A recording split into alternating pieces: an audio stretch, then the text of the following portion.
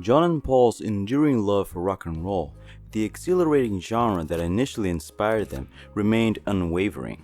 This influence was woven into many of their later compositions, reflecting the simple musical framework of Chuck Berry, Elvis, and Buddy Holly. They often revisited these roots, even if just briefly.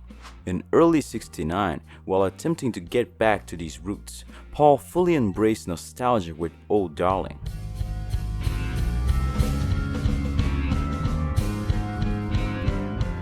The title itself echoed the '50s, complete with an exclamation point for emphasis. Paul began writing "Oh Darling" as early as December 1968, shortly after the release of the White Album. He ran through the song on piano on January 3, 1969, the second day of rehearsals for the Get Back sessions. This indicates Paul offered it for the project, alongside The Long and Winding Road and Let It Be. It suggested that "Oh Darling" was inspired by Little Richard's "Send Me Some Lovin'," which the Beatles played on January 6th. By January 27 at Apple Studios, the Beatles were working on a song's arrangement, a take of which was later included on Anthology 3. Paul had the chord structure and melody ready, but since the lyrics needed refining and the arrangement wasn't finalized, the song was left out of the Get Back project. When they recorded it properly at EMI Studios on April 20th, "Oh Darling, I'll Never Do You No Harm," as it was then called, had all the lyrics in place. Other inspirations behind "Oh Darling," beyond its obvious '50s pastiche, include the Mothers of Invention's "Cruising with Rubin and the Jets," released in December of '68. Frank Zappa's band played '50s-style doo-wop songs as a tribute to that era. Both John and Paul were fans of Frank Zappa, whose earlier album, "We're Only In It For the Money," satirized Sgt. Pepper and the hippie movement. I was never as big a Beatle fan as a Rolling Stone fan. I thought that the Rolling Stones were more entertaining for me because of the rhythm and blues basis of what they did. Paul initially wanted to include a spoken word section to "Oh Darling," reminiscent of the Diamonds' hit "Little Darling."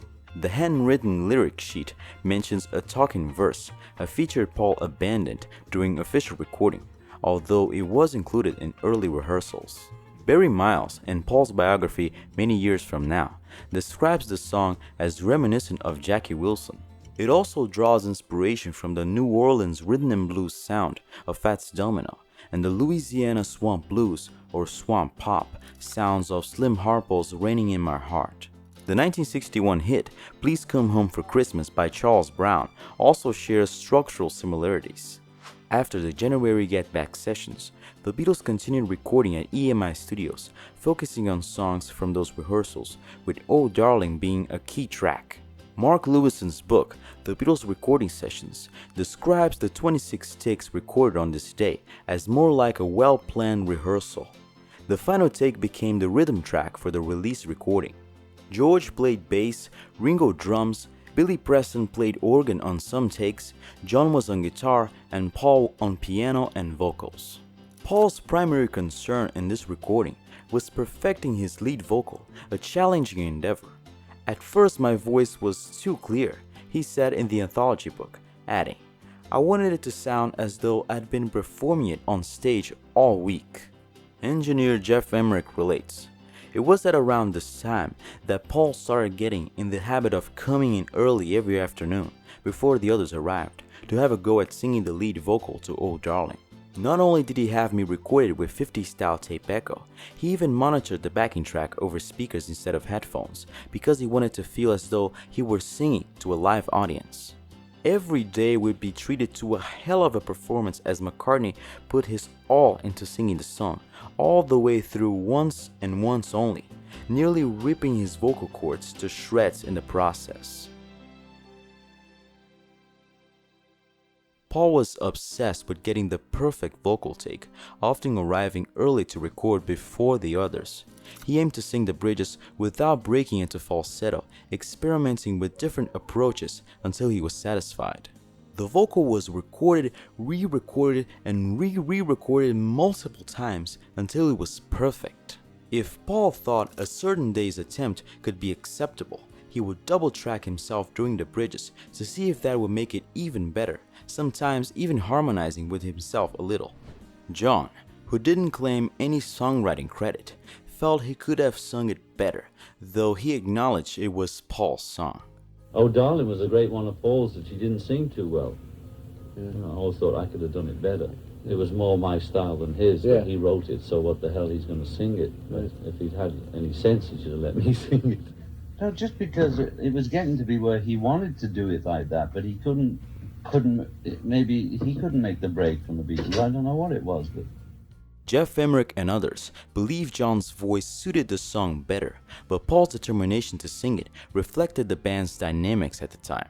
Emmerich continues, "Frankly, I think the reason Paul did those vocals each day before the others arrived was so he wouldn't have to face their disapproval or withering remarks. Perhaps he had learned his lesson from Obla Di Obla Da when he had sung the vocal over and over again in front of everybody, pissing his bandmates off in the process.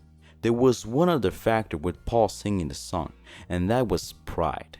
Paul's ego prevented him from ever giving John a stab at singing the lead on Oh Darling, despite the fact that it was a song that was probably better suited to Lennon's voice. Even though John was standing by in the studio, apparently ready, willing and able, in later years he admitted that he would have loved to have sung that lead.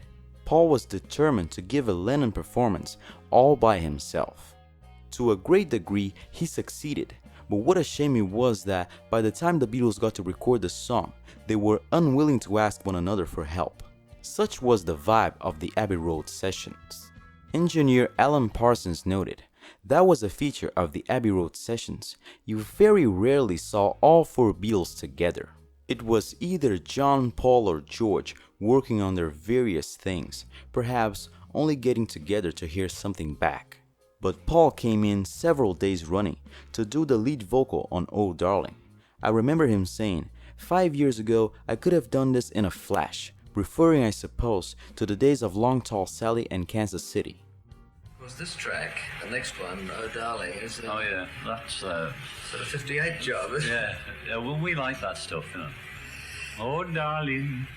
Oh Darling, it's like a blues, you know, it's the blues track on the album. It's Paul's blues voice.